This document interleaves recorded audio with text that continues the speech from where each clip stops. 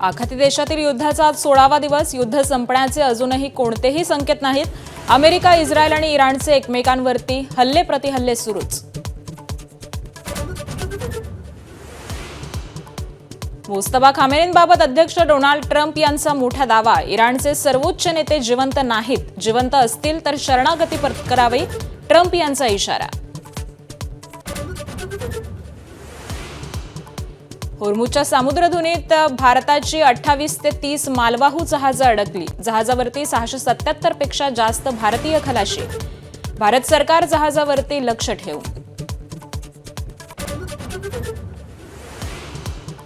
चेंबूरमध्ये अल्पवयीन मुलीवर सामूहिक अत्याचार. 2 आरोपींना 17 तारखेपर्यंत पोलीस कोठडी. आफताब आणि अनीस अशी आरोपींची नावं.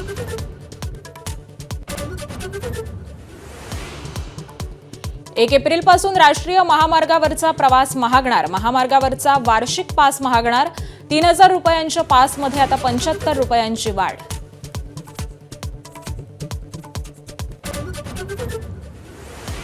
सातारा आणि कोल्हापूर जिल्ह्यात अवकाळी पावसाच्या सरी. गहू, ज्वारी पिकांचं नुकसान. तर 17 तारखेपासून राज्यात पावसाचा इशारा.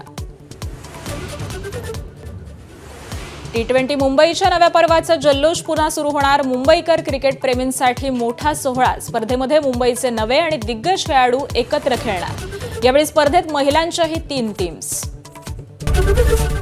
एबीपी माझा, उघडा डोळे बघा नीट.